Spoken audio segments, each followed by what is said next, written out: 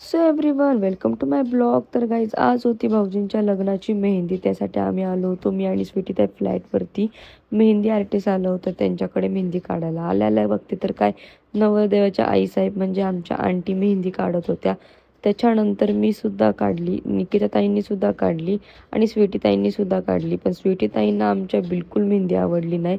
ते घरी येऊपर्यंत खूप बोलत होत्या त्या मेहंदी आर्टिस्टला. त्याच्यानंतर आमच्या नवरदेवांनी सुद्धा मेहंदी काढली. समृद्धीचं नाव काढून त्यांची मेहंदी झाली रेडी. त्याच्यानंतर स्वीटी ताईंचा एक तुम्हाला क्लिप दाखवायचा आहे. त्यांनी किती कौतुक केले मेहंदी आर्टिस्टचं तर बघा. हे बघा 300 रुपयाची मेहंदी, पण ही 3 रुपये पण देण्याच्या लायकीची नाहीये. इथे खूप घाण लागले.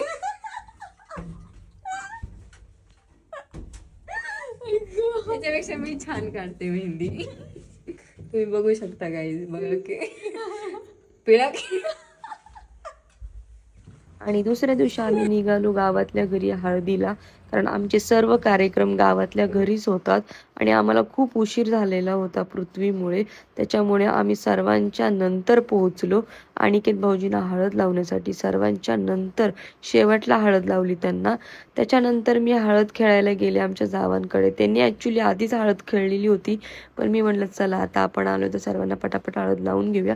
पण आमच्या दीपाली ताईंना काही राहलं नाही, त्यांनी मला पूर्ण माखवलं हळदीने. ब्लॉग चालू होता म्हणून. त्याच्यानंतर काहीच मी बांगड्या भरल्या, कारण का पृथ्वी खूप जास्त किरकिर करत होता, तर मला लवकर घरी जायचं होतं.